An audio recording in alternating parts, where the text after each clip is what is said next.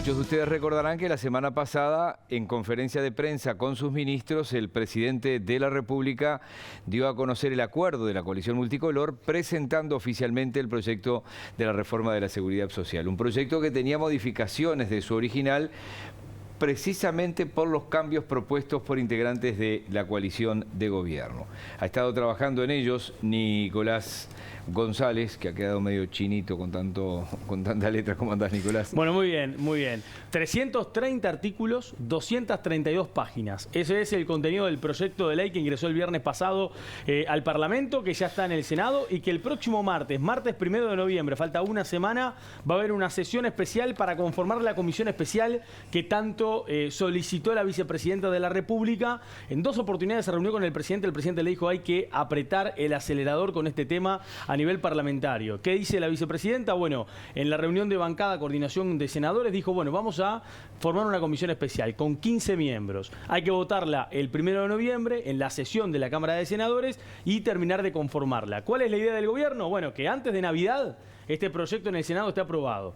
Hay que ver si dan los tiempos. Hay mundial de por medio y eso, aunque no lo quieran creer, es contraproducente a veces para los tratamientos parlamentarios y los horarios y los temas y demás. Y cuando juega Uruguay no va a haber nadie en el Parlamento. Bueno, por eso o nadie mismo, por lo menos en el hemiciclo. Por eso mismo, se suspende todo tipo de actividad en ese momento, ¿no? Claramente. Hay una realidad. Si no se termina antes de aprobar antes de fin de año, pasa para el año que viene. Recuerden que la legislatura normalmente termina a mediados de diciembre. Sí. Pero puede haber sesiones extraordinarias, especiales, para llegar hasta Navidad o en el medio de Navidad y Año Nuevo. La realidad es que si no se termina de aprobar este año, pasa para el 2023. Ni bien se abre la legislatura, la idea es que ya se trate en la Cámara de Senadores como hemos venido manejando y se pase luego a la Cámara de Diputados. Pero la idea inicial es que se pueda tratar en este mes y medio entre que se aprueba la comisión y se empieza el tratamiento. Vamos a señalar algunas de las cosas importantes de esta reforma que fue de alguna manera catalogada por el gobierno como una reforma sólida, justa y sostenible. Y además en la conferencia de prensa de la semana pasada el presidente de la República dijo que este era un deber ético que se tenía que hacer. Vamos a empezar por las principales modificaciones. Bueno, vean ustedes, fechas de vigencia para los cambios. En el anteproyecto, la derogación de la bonificación de los sueldos básicos jubilatorios para personas en régimen de convergencia. ¿Qué es el régimen de convergencia? La etapa en donde va a estar el sistema actual con el sistema nuevo. Salvo para las comprendidos en el régimen anterior, la bonificación solo se mantiene para remuneraciones percibidas antes de la vigencia de la ley. En el proyecto queda igual, aunque para quienes configuren la causal entre el 2033 y el 2042, que es justamente el régimen de convergencia, esa bonificación opera hasta el cese. Eso es uno de los cambios que se plantea. Por ejemplo, sobre el nuevo sistema provisional común, en el régimen mixto con la FAPS, el proyecto dice vigencia de los regímenes viejos para cada caja, que ahora se va a extender hasta el 2032 en lugar del 2026. Acá hay un cambio también con respecto a las modificaciones. Aplicación de convergencia entre el 2033 y 2042.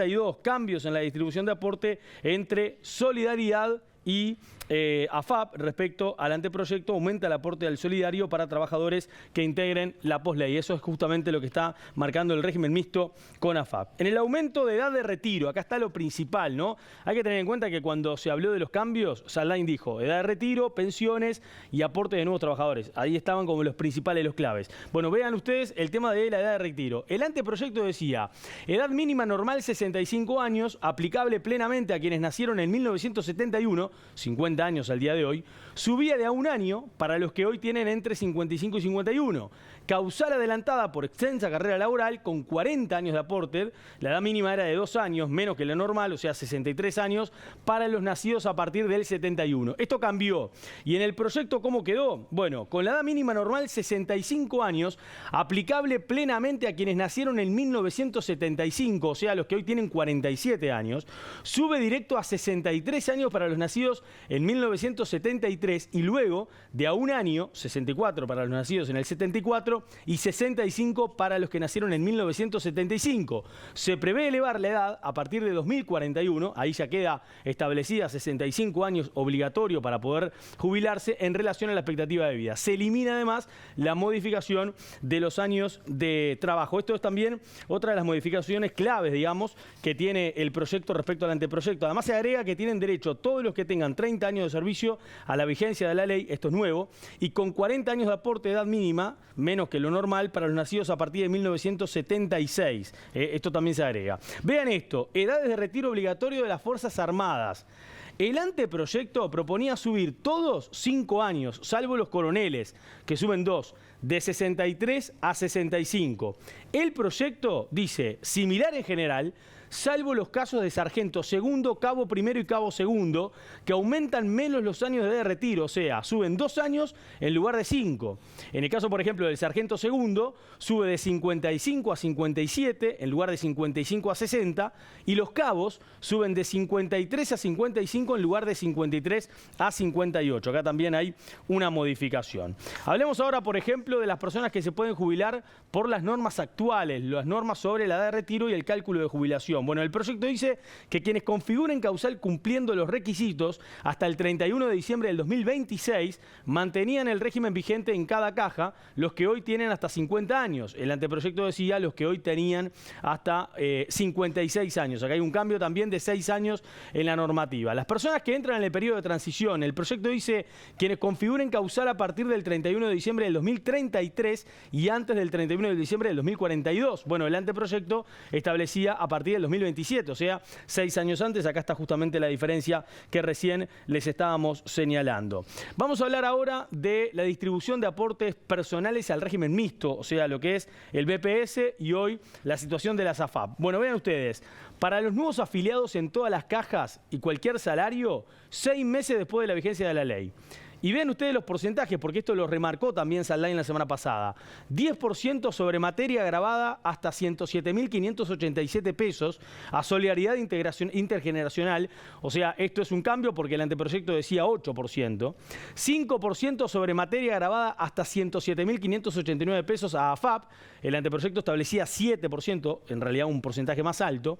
Y 15% sobre materia grabada desde 107.590 pesos hasta 215.179 a las AFAP. El anteproyecto establecía el mismo porcentaje, pero desde los 134.488 pesos. Y hay un caso que también hay que señalar. Estos porcentajes son similares para la caja militar. O sea, son exactamente iguales en este caso para la caja militar. Sobre el tema de pensiones de viudez y sobrevivencia, que fue otro de los grandes cambios. El proyecto dice, hay un solo régimen en el tiempo y de condiciones del derecho. El anteproyecto establecía un régimen transitorio y un régimen definitivo. Acá también hay una modificación. Vean ustedes la siguiente imagen, en donde también seguimos hablando del mismo tema y donde se incorporan pautas para establecer cuándo hay dependencia e interdependencia económica entre el beneficiario y el causante. Bueno, el anteproyecto lo que decía era que se reglamentaban justamente las condiciones. Bueno, de alguna forma ahora en el proyecto estas condiciones quedan ya reglamentadas. Vamos a hablar ahora sobre los cambios en el régimen del ahorro individual. Vean ustedes, se elimina el fondo inicial y los nuevos afiliados van al fondo crecimiento. El anteproyecto establecía que se creaban 2 fondos adicionales para personas que recién entran al mercado de trabajo y fondo de crecimiento en total eran 4 fondos. En su momento esto también se terminó de cambiar. También se elimina el mecanismo licitatorio, por ejemplo, pero se establece que la comisión que se les cobra es uniforme para todos. En el anteproyecto, para los nuevos afiliados, se establecía una licitación en base a la menor comisión de administración. Hablemos ahora de los cambios en aseguradoras, por ejemplo, que dice el proyecto. Vean ustedes, posibilidad de retirar hasta 9% del fondo por año si se retrasa la jubilación por solidaridad por 3 años, una vez configurada la causal. Se elimina la renta temporal. ¿Qué decía el anteproyecto? Establecía un 3%, o sea, 6% menos en el caso del fondo de retiro y admitía además cobrar una renta temporal que de alguna forma también esto se ha eliminado en el proyecto como recién lo estamos señalando. Acá están entonces los principales cambios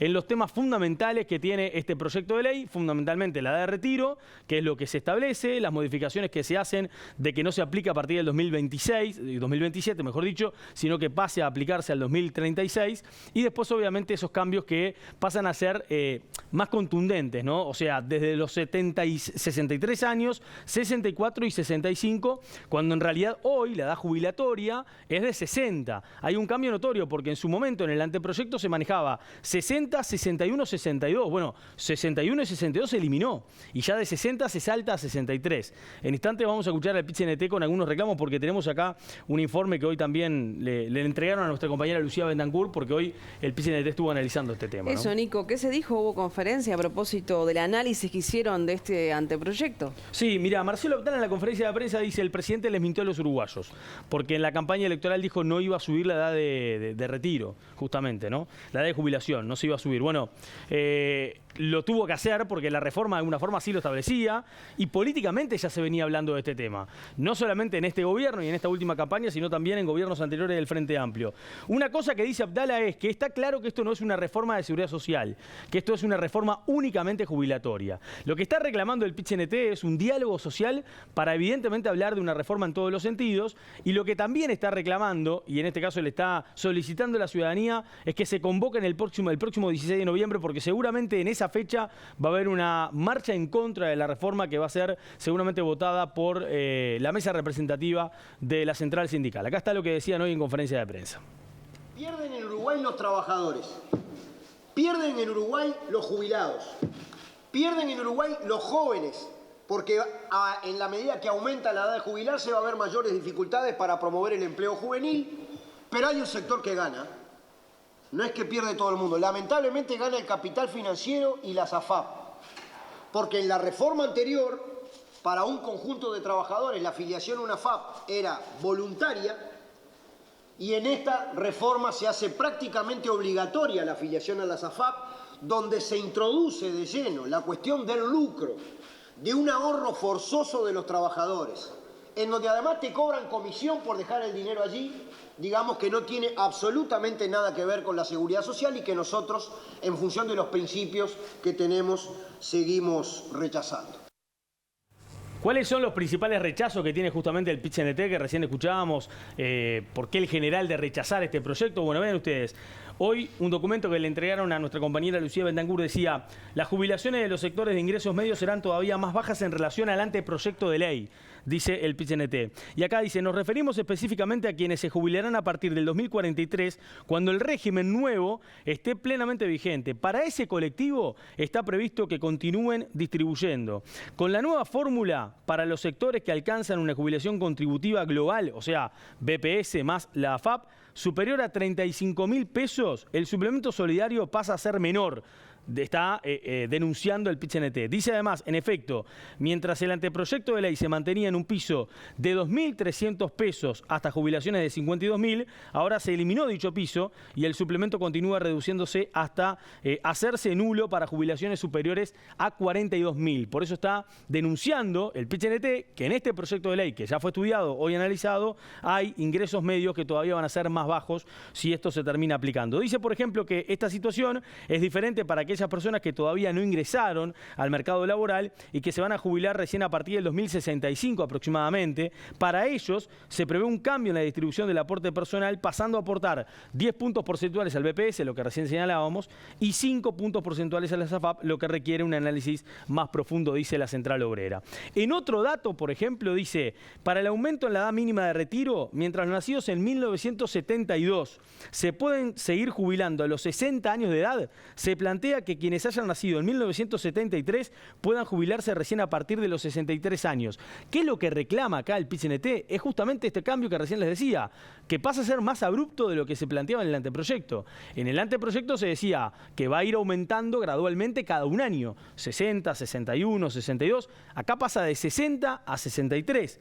Dice, parece claro que resulta una modificación muy drástica, entre trabajadores que pueden haber nacido con solo algunos días o meses de diferencia. Claro, el que nació el 30 de diciembre, por ejemplo, o el 31 de diciembre no es lo mismo que el que nació el 1 de enero de 1973. Seguro, si hay lo un cambio ponen muy el 2 grave. de enero no es lo mismo y si lo ponen el 3 de enero no es lo mismo, siempre hay un límite. Bueno, pero a eso me refiero pero cuando siempre hay un límite. En este caso el PIT-CNT está marcando una diferencia. Yo creo que hay dos cosas. Cuando vos decís con 60 años de edad o 63 y 30 de trabajo registrado. Y 30 de trabajo Eso registrado. se mantiene. Sí, claro, Incluso se mantiene. dijiste ahí en un momento que habrá bonificaciones para para los que se jubilen con 60, 61, 62, 63 y 40 años de trabajo registrado. Exactamente, exactamente. Bueno, sueldo básico jubilatorio, que recién también les hablaba, ¿no? Pasará a calcularse en base a los mejores 25 años. Hoy es en base a los mejores 20 años. O sea que en realidad acá hay un mejor cálculo. Y que se elimina la bonificación vigente de hasta 5% asociada a los últimos 10 años de carrera laboral, está denunciando el PIT-CNT. Y también dice que estos factores provocan que en el 2043, que es el primer año de aplicación plena del sistema propuesto, alguien que bajo el régimen actual, a los 60 años hoy, se está jubilando, por ejemplo, con 36.000 pesos, con la reforma propuesta se va a jubilar 5 años más tarde con 28.000 pesos, unos 8.000 pesos menos, denuncia el PIT-CNT cuando está diciendo que va a haber menos jubilación para este régimen nuevo.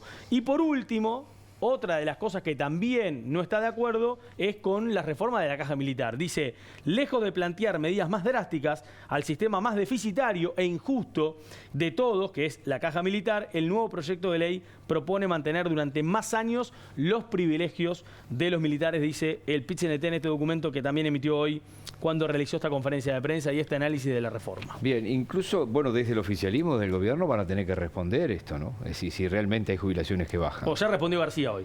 Sí, ¿qué dijo? Y bueno, dice que, por ejemplo, hay muchas excusas y que no quieren aprobar un proyecto de ley que es necesario. Vamos a escucharlo.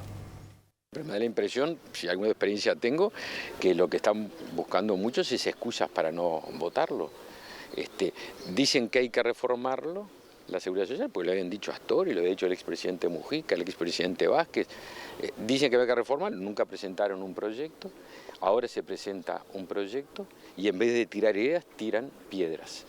Entonces, está raro eso, ¿no?